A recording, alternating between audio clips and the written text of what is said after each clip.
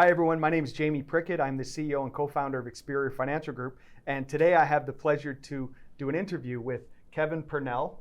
Kevin and his wife Pam actually joined Experior almost 3 years ago, became $300,000 income earners with us, have built an incredible organization, very heavy in the investment world, helping families with retirement, savings for kids' education, and so on. And Kevin has a true passion for this industry. He's been in the industry now for over 30 years. Yeah, 33, yeah. 33 years, and is absolutely a beacon of light to this whole company, just with the integrity that he portrays, what he wants to do to help serve not only middle income families, but upper middle income families and wealthy alike. It's okay. Cut that out. Okay, we can always cut stuff out. Yeah, It's stupid. perfect. He has a real heart and passion for helping families across the Canadian landscape, and he's done such an incredible job. One of our top producers in the entire organization. So without further ado, Kevin, thanks for being here with us. Well, thank you, Jamie. Appreciate it. And it was a challenge for him to get here because Rogers Canada, for those that know, Rogers Network is out. Your flight was delayed, and your close was going to be 7 days delayed, Yep. even though it was a direct flight. Correct. But somehow, miraculously, you're here, and it all worked out. So it's great all to have about you. perseverance. That's right, absolutely. So Kevin, take us back. 33 years ago, you get started in the insurance business. How was that? Take us through the first 6 months. Oh my goodness.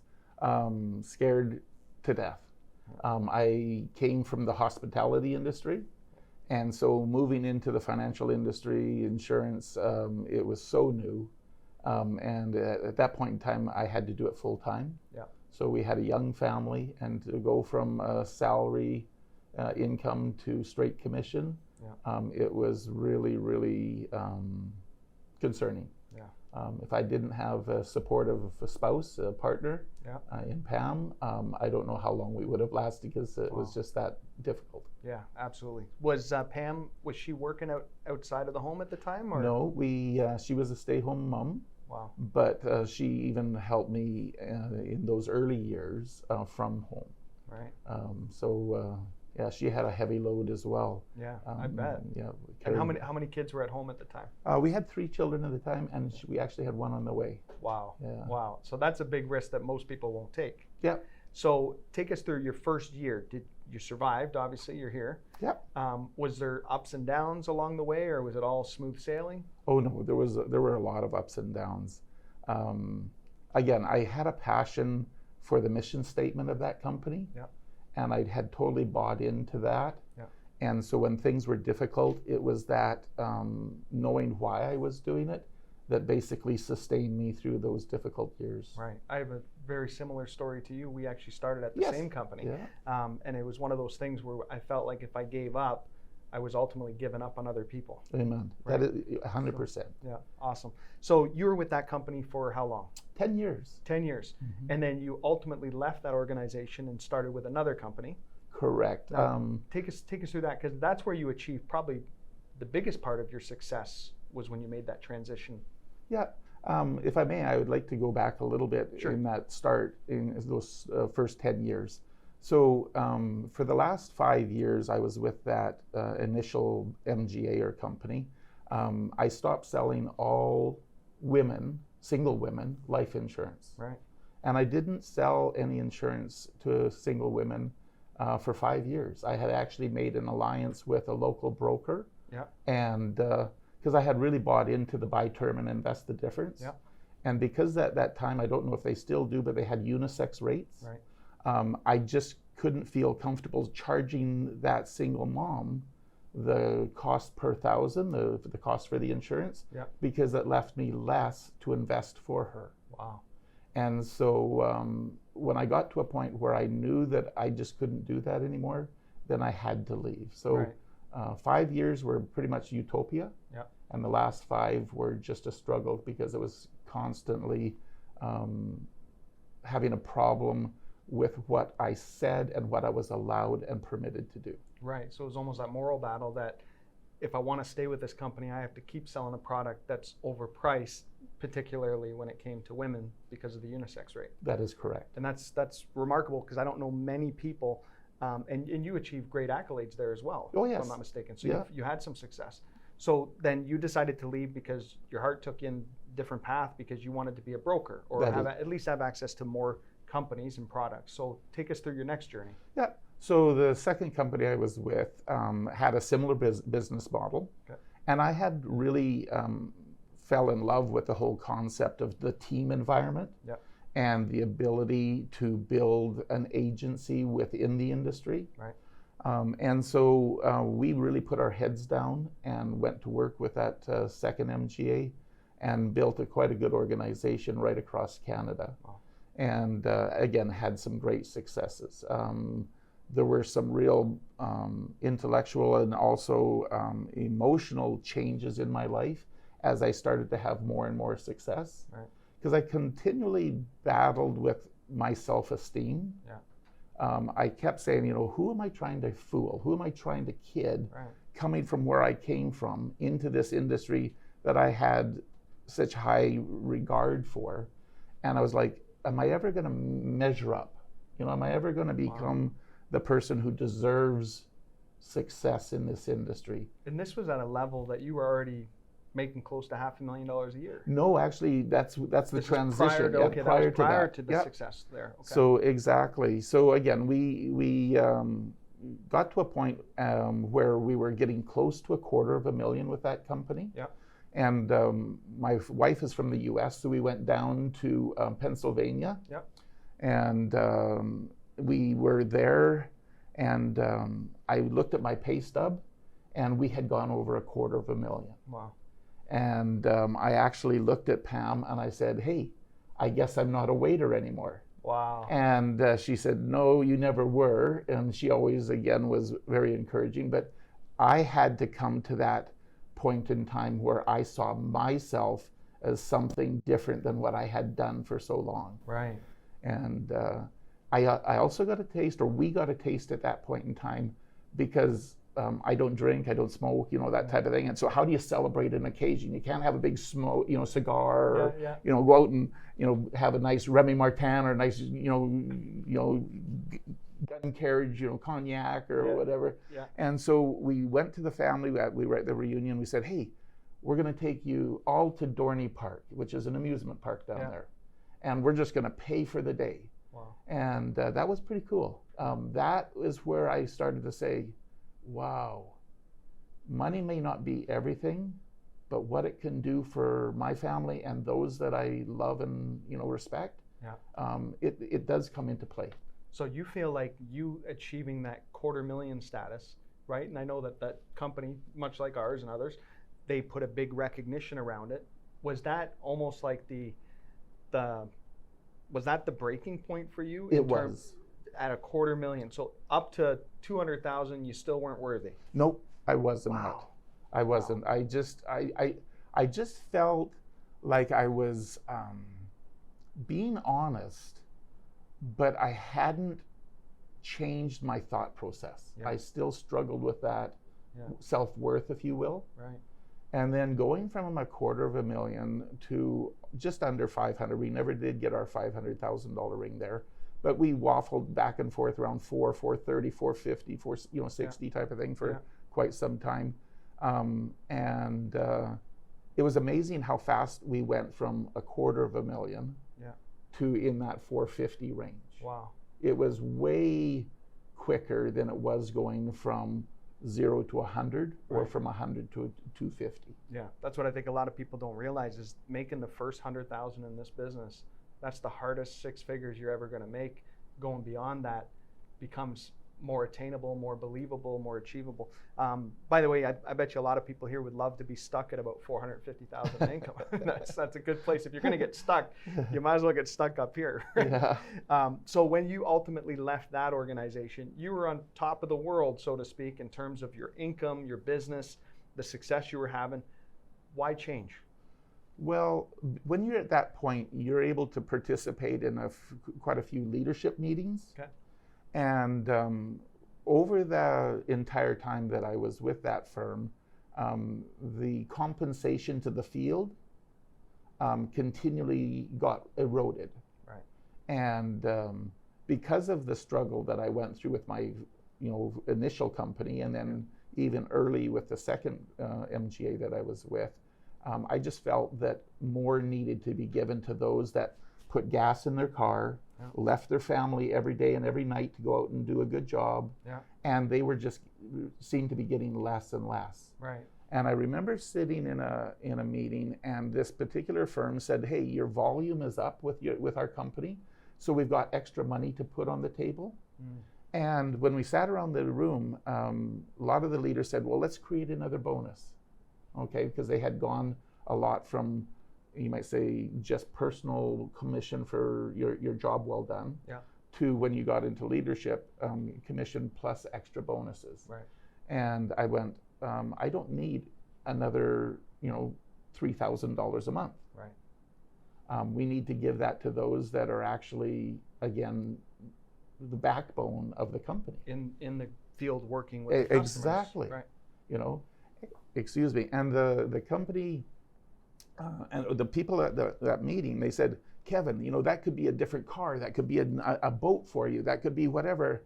And I went, that doesn't motivate me when I know that colleagues, friends, business associates that I work with in my office and across Canada every day, we're still struggling. Wow. I went, that money needs to be in the hands. And so I couldn't do it anymore. I had to walk away from that, lofty income and the supposed notoriety or what have you, and just really feel good with myself. Right.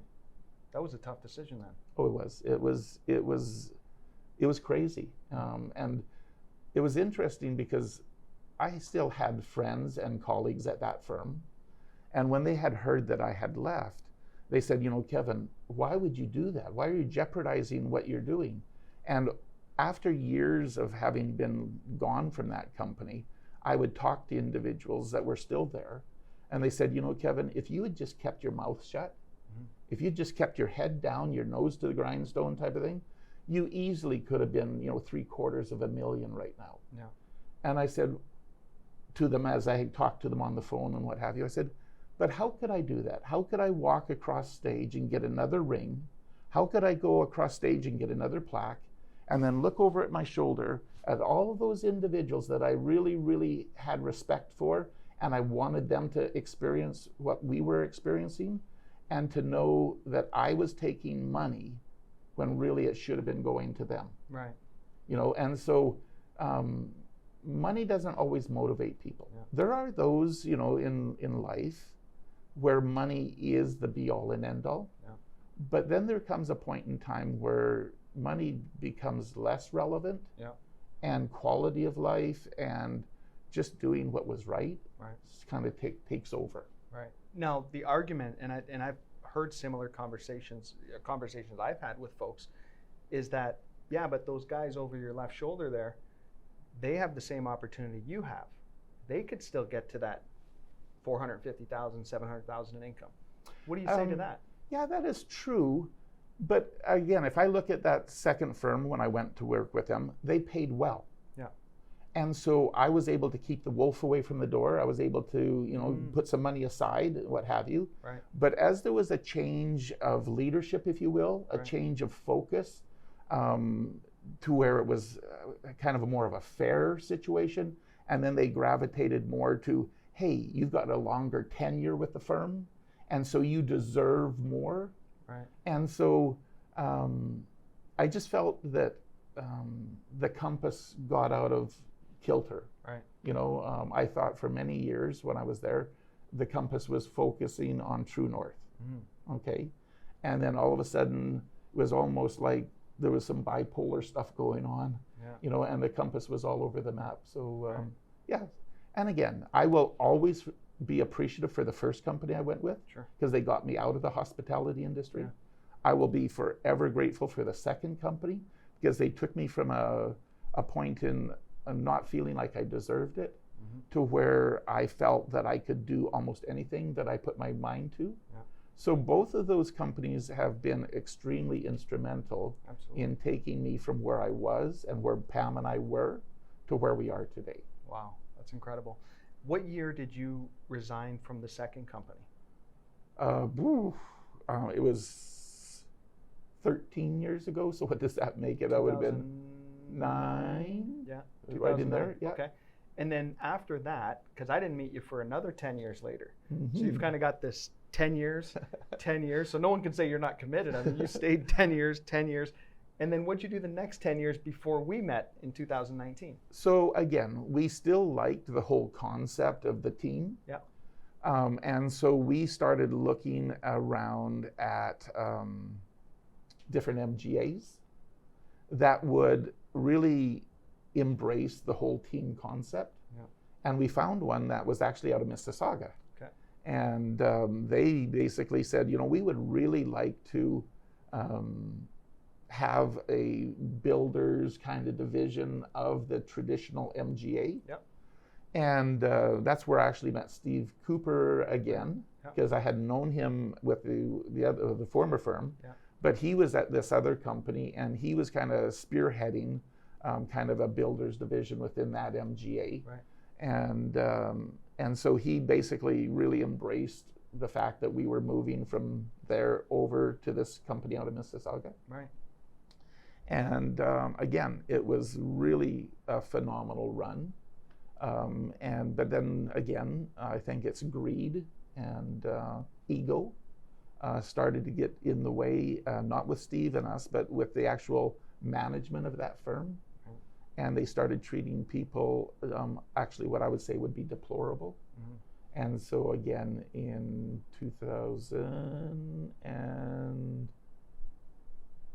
1999? Yeah. Oh, 2009? Yeah. 2009 is when you joined. 2019. Yeah. 2019. Yes, when we met. That's when we basically, sorry about the dates. So 2019, we came to this kind of crescendo where we knew it just wasn't going to work. Right. And so we wanted to start looking around again. Right. And then that's when the name Experior popped up. Yeah, it was interesting because we really looked at that point again in partnering with a very well-known MGA. Yeah. Okay, a large MGA that serviced right across Canada. Yeah. The challenge is we had some individuals that did this industry, this business as a tandem career or as a part-time career. Yeah. And they weren't really interested in those individuals within our team because their volume wasn't high enough. Right. And then we came across an MGA that would allow us to create what was called a producer group. It wasn't an AGA, but it would allow us to pool all of our business together as a volume from an office standpoint and from an associate standpoint. And then they paid us a certain payout of FYC plus a bonus, not on any one of our individual business, but what we did as a group. Right. And when I looked at some of the other MGAs, they constantly wanted me to throw some of my friends under the bus. Okay. They didn't have enough tenure in the industry. They didn't do enough business. And so they weren't interested in bringing them over. But those of us that did have a greater volume, they did all kinds of dining and wininess and taking us out, trying to get us to move over there. Yeah. And it was literally a day that I was going to put pen to paper and go with one of those other large MGAs that allowed us to do that producer group. And one of our representatives out of Lethbridge said, "Hey, I've heard of this company called Experior." And I said, Was this Wendell? Yeah, it was Wendell Travers. Yes, exactly. And I said, I just don't have the energy because all of the people on our team had said, "Kevin, you know the industry. You go shop, and whatever you feel that you're going to go with, that's where we're going to migrate to." And so I said to Wendell, I said, I don't have the energy to look anymore. And he says, "I really think you should take a peek." And so we actually flew out to Guelph. Remember that. And I still have a picture. It came up on my Facebook memories of all of us sitting around at the bowling alley. Yeah, there were 7 of us that said, if we're going to make this change, let's find out who these people are all about. Yeah. And we came out and went to that meeting with no commitments, no decisions made. And we went around to some of the product partners around in the little booths around the edge and what have you. And I said, "Look, I don't want a convention speech. I don't want any kind of propaganda. I'm in the process of looking. We are in the process of looking. And tell me what you think of this new, competitor, this new entity on the landscape." Yeah. And they said, I really think, some of them said, I really think it's the business model of the future. Wow.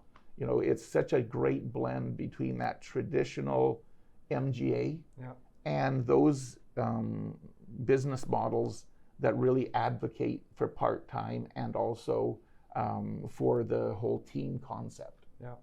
And so we went back and we talked amongst the 7 of us, and it was unanimous. Yeah. We said, let's go. Let's just hook our wagon to the star and see where it goes. That's amazing. Yeah. Now, everyone has regrets with decisions they make sometimes. Again, not everyone, but a lot of times people have regrets. Have there been any regrets along the way? No, not from start. Yeah. 33 years ago. Yeah.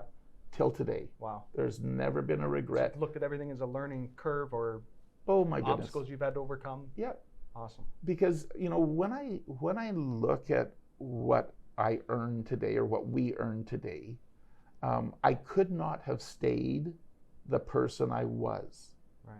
So there's nothing different in what I would call my character, my ethics, my values, my morals. But as far as who Kevin Purnell is today, I had to acquire skills that would allow any firm, whether it was Experior or anyone else, to pay us the type of money that they're prepared to pay because of the job that we do. Right. And so there had to be a decision to self-improve. And so, all of the Brian Tracys, okay, all of the Les Browns, all of the Napoleon Hills, and again, I still, to this day, listen to people, even at some of those other firms. Yeah. Because when there's truth, it's going to resonate, regardless of the company that's delivering it. And so when you're able to glean what is important to you, it just enriches your life regardless of where that information comes from. Yeah. You know what I find? I have so much respect about you is that you're always on the meetings. When we run a seminar, whether it's the CEO TAP I run, whether it's Darren Golka's hierarchy trainings, all that stuff, you're always plugged in.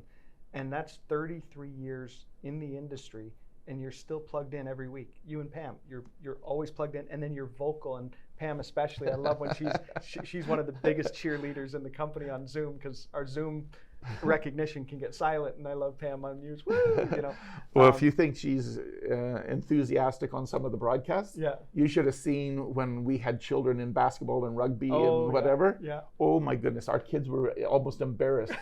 But after, and as they grew up, they said, Mom, some of my friends still talk about your enthusiasm for when we were, and even our daughter when she was in concerts, or different things. Yeah. So that enthusiasm is contagious. It really is. And it's very interesting because you're more of a calm, cool, collected, and Pam's like, go, go, go, right? So it's a great combination. Yeah, right? we are really yin and yang. Yeah, that's awesome. So what could you tell the new people that are maybe only in the business for 6 months, or they're just looking to get in the business, maybe not even licensed yet? What kind of 33 years of wisdom? I mean, I was just thinking about this. I was 9 years old when you started in the industry, and why I have so much admiration for you is because here you are listening to a guy that was 9 years old when you started, and you're still taking notes from me and from Darren Golka and from Andrew Roger and from whoever you can learn from. And I'm sure I share some stuff that you're like, and then I share some stuff, you're like, oh, that's a good point. And it's the same with you. When you're communicating, you're sharing with others, and some of them might think, that's old school, or some of them might go, whoa, that's really solid. But what can you say to that new person, 33 years a learner, right? You've never stopped learning in this business. What do you say to that new person, how you had this type of longevity and this type of success, not just once, not just twice, not just three, but this is your 4th decade at this thing, right? This will be the 4th decade, and still having success. What do you have to say to that new person, why you've been able to do that? Well, I think what you need to come down to is really learn early what your why is. Right. Like, again, when I worked in hospitality, I worked all of the Mother's Days, Thanksgivings, Christmases, New Year's. And so it came to a point in time where I was going, I'm going to work in what? And I'm going to do what? And I'm going to earn what? And so I made a commitment to Pam I would not miss another Christmas. Wow. And I did what had to be done. to make good on that commitment. And it came down to knowing my why, that I wanted, like in my initial, as a young father, I made enough money to keep the wolf away from the door, and to buy a house or build a house, but I could never see myself having any of the wants. I was only ever going to meet the needs, and constantly fend off the wolf.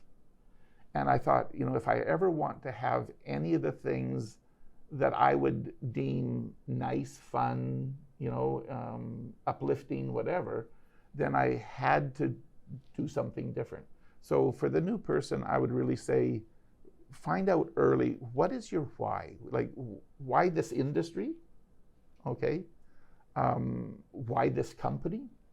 Why are you, just any aspect of what is your why? Right. Because when things get difficult, it's the why, I hope, or at least for myself, is what sustained me. Yeah. Again, I'm a faith believing individual. And so actually when we made our decision to come into the industry, I looked at it all from an intellectual standpoint.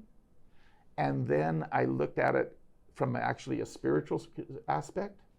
And I took it to the Lord and said, hey, this is what I'm thinking. This is what I believe.